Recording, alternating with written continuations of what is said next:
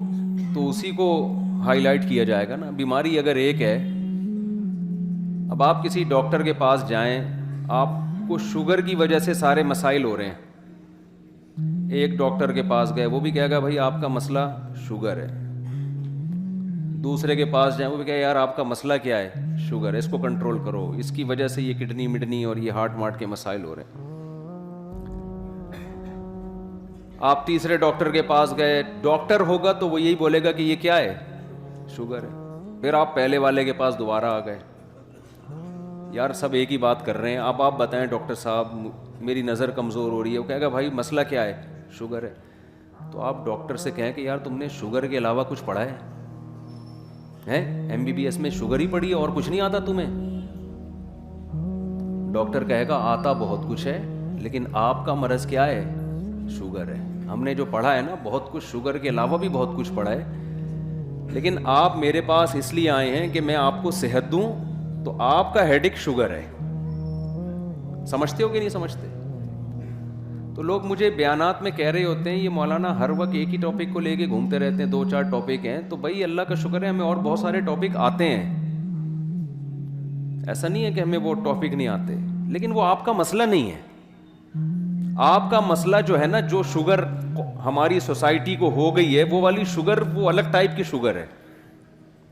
وہ کون سی شوگر ہے جس پر میں بار بار بولتا ہوں, جو میں ابھی انشاءاللہ اسی پر بات کروں گا, لیکن میرا انداز ہر بیان میں تھوڑا ڈیفرنٹ ہوتا ہے, تاکہ جیسے ڈاکٹر تو یہی کہے گا نا تمہیں شوگر ہے تمہیں شوگر ہے, تو وہ بور ہو جائے گا سن سن کے. تو ڈاکٹر انٹرٹینمنٹ کے لیے مختلف اسٹائل میں بولے گا کہ تمہیں شوگر ہے, ٹھیک ہے نا, تاکہ یہ بور نہ ہو.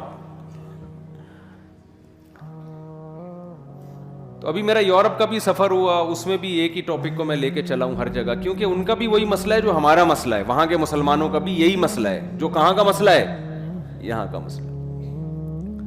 وہ مسئلہ میرے اور آپ کا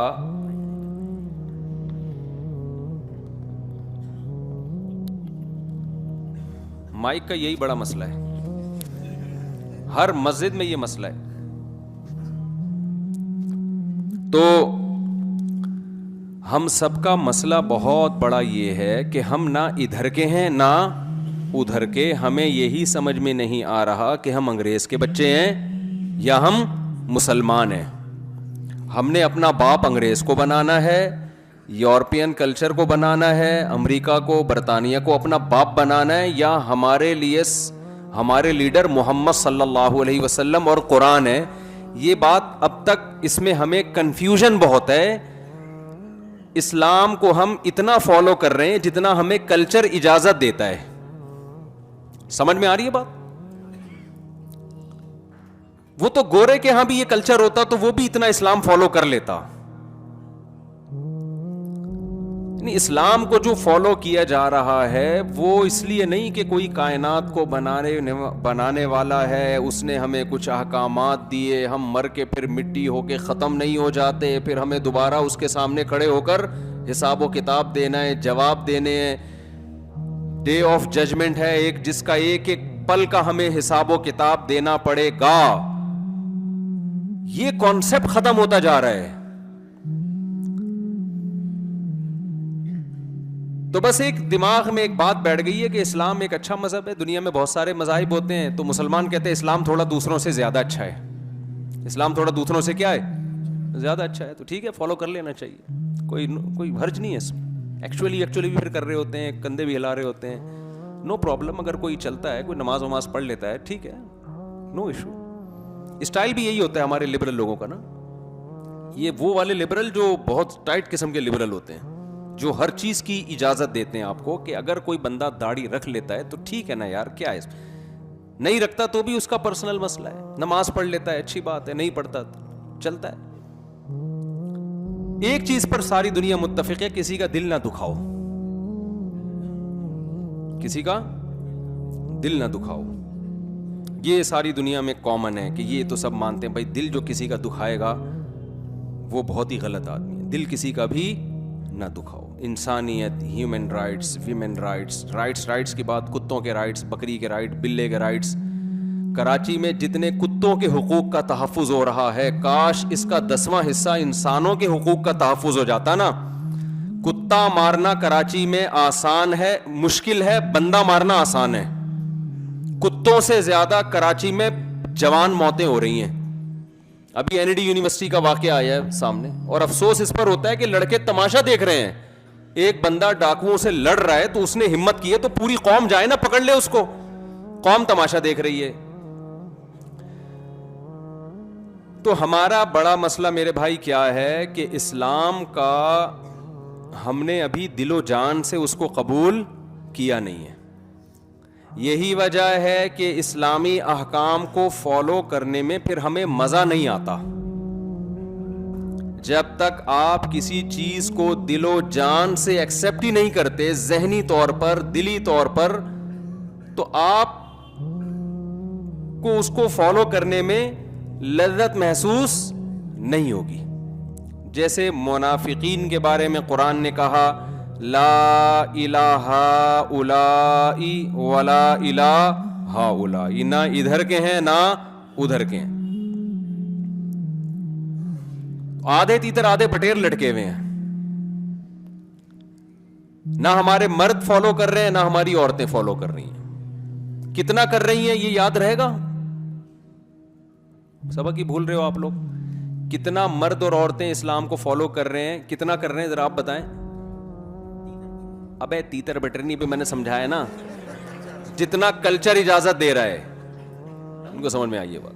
یہ دماغ میں جملہ بٹھا لیں، اسلام کو اتنا فالو کیا جا رہا ہے جتنا کلچر اجازت. نہیں، کلچر میں جو چیز کلچر کا حصہ بن چکی ہے بس، اس سے زیادہ نہیں مسئلہ، اس سے زیادہ نہیں. تو دیکھو کچھ باتیں اللہ اس کے رسول نے بتائی ہیں، قرآن بتا رہا ہے وہ باتیں. وہ قرآن کے اہم ٹاپک ہیں، اہم موضوعات ہیں. ان کو سمجھ کے آپ کو اپنا کانسیپٹ کلیئر کرنا پڑے گا. میں زیادہ اس کو نہیں چھیڑوں گا، اس بات کو جلدی جلدی لے کے پھر میں آگے چلوں گا. آج میں عملی خرابیوں پہ کوشش کروں گا بیان زیادہ کروں. میں تنہائی میں بیٹھ کے بار بار یہ غور کیا کرو، ہم بنے ہیں یا بنائے گئے ہیں. دیکھو ہم اتفاق کی پیداوار نہیں ہے کہ ونس اپون اے ٹائم ایک وجود میں آ گئے تھے. یہ بکواس ہے، دنیا کا سب سے بڑا جھوٹ ہے. یہ نہیں ہو سکتا. ایک تصویر کاغذ پہ بنی ہوئی ہو انسان کی، کوئی سائنسدان یہ دعویٰ کرے کہ کروڑوں اربوں سال میں یہ آٹومیٹیکلی پینٹنگ وجود میں آ گئی ہے، آپ مان لو گے؟ آپ کہو گے یار یہ ممکن نہیں ہے. کوئی یہ دعویٰ کرے کہ نہیں یہ آئنسٹائن نے کہا تھا، آپ کہو گے پھینک کے گیا وہ، چاہے آئنسٹائن کا ہے یا اس کا باپ کا ہے. کروڑوں سال میں بھی بے جان تصویر بھی پینٹنگ کے ذریعے آٹومیٹیکلی وجود میں نہیں آ سکتی. تو مجھے ایک بات بتاؤ یار، وہ تصویر جس کی آنکھ میں دیکھنے کی طاقت ہو، کان میں سننے کی طاقت ہو، زبان میں بولنے کی طاقت ہو، ناک میں سونگھنے کی طاقت ہو، اور اس کے دانت ہو چبانے کے لیے، بولنے کے لیے زبان ہو، ذائقہ چکھنے کی زبان میں ایسے سافٹ ویئر لگے ہوئے ہوں، ہزاروں قسم کے یعنی ڈالو نا آپ اس زبان کے اوپر فوراً سگنل دے دیتی ہو کہ کھٹا ہے، میٹھا ہے، کھارا ہے، ٹھنڈا ہے، گرم ہے. اتنی ساری چیزیں، اور اس زبان کو آپ کے لنگس میں ایسے ایڈجسٹ کیا ہو کہ آپ بولتے چلے جا رہے ہیں، چباتے چلے جا رہے ہیں، لیکن وہ دانتوں کے نیچے دبتی نہیں ہے. اتنی اسپیڈ سے بول رہے ہیں لیکن ایسی ہی اس کی ایڈجسٹمنٹ کی گئی ہے. تو میرے بھائی ایک ایک چیز ورنیل کیلیپر جو ہے نا وہ تو بعد میں ایجاد ہوا تھا. اتنی انچوں کی چیزوں کو ناپنے کے لیے، ملی لیٹر کے بھی 1000 حصے کو ناپنے کے لیے، یہ نیچر نے خود سے اپنے آپ کو ایسا کیسے ڈیزائن کر لیا ہے کہ کان کے اندر ایسے باریک پردے لگا دیے ہیں کہ وہ جب آواز کی لہریں جا کے ٹکراتی ہیں، جس اسپیڈ سے جا کے جس فریکوینسی سے ٹکراتی ہیں، اسی فریکوینسی کے ساتھ ہمیں الفاظ سمجھ میں آنا شروع ہو جاتے ہیں. ایسا خاندانی کان بنایا نا، خدا کی قسم اربوں کھربوں سال میں بھی ایسا کان خود بخود آٹومیٹیکلی وجود میں نہیں آ سکتا. تو سچی مچی کا کان کیسے وجود میں آ گیا؟ تو پہلے تو یہ جو ڈاروین ہے نا، ڈاروین جس کو باپ بنایا ہماری یونیورسٹیوں نے، اس کو اپنے دماغ سے نکال کے پھینکو باہر. ہمارے جو یونیورسٹی کے طلبہ یونیورسٹی میں پڑھ رہے ہیں نا، پروفیسر لوگ سمجھا رہے ہوتے ہیں ایکچولی یہ ہوا تھا، ایکچولی ارتقا ہوا تھا، ایکچولی کر کے نا وہ بھوسا دماغوں میں ڈال دیا لوگوں کے. تو آپ چپ نہ رہا کرو. آپ یونیورسٹی میں کھڑے ہو, آپ بولے سر ایکچولی میں آپ سے ایک بات کرنا چاہتا ہوں. جب وہ پڑھا رہے ہو نا, کیونکہ یہاں بہت سارے لڑکے بیٹھے ہوئے ہیں لونڈے لپاڑے ٹائپ کے. کراچی میں تو یونیورسٹیوں میں کچھ بھی نہیں پڑھایا جا رہا, ایک ایتھیزم زیادہ پڑھایا جا رہا ہے آج کل. وہ یونیورسٹی والے بھی سنتے پڑھایا جا رہا ہے. پروفیسر لوگ کہتے ہیں کیوں نہیں پڑھا رہے بھائی, ہم تو پڑھا رہے ہیں. پڑھایا جا رہا ہے, میں نے پہلے کہہ دیا نہیں پڑھایا جا رہا, میں بول رہا ہوں پڑھایا جا رہا ہے. رجوع کر لیا نا, اب اعتراض بنتا نہیں ہے. تو جب بھی کوئی اس طرح کی بات کیا کرے نا کہ یہ وہ فلانے نے یہ بولا ہے, بڑے سائنسدان نے, کہ یہ ایکچولی یوں ہوا تھا, آپ بولو سر یہ کائنڈلی یہ پاسبل, بولو نہیں, یہ نہیں ممکن ہے, یہ نہیں ہو سکتا. انگلش میں بول دیا کرو اٹ ازنٹ پاسبل.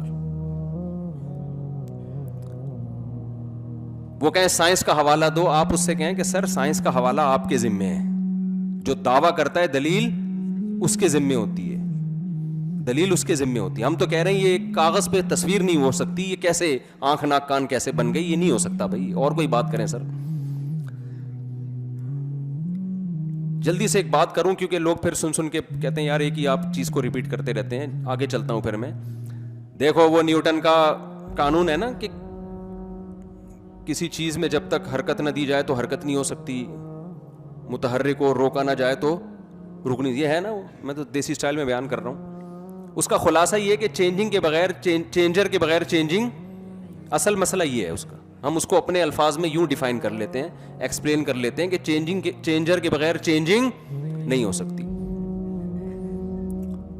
ہو سکتی ہے کہ چینجر کے بغیر اس کائنات میں چینجنگ, تو جس کائنات میں چینجر کے بغیر چینجنگ نہیں ہو سکتی, کریٹر کے بغیر کریٹنگ کیسے ہو سکتی ہے یار؟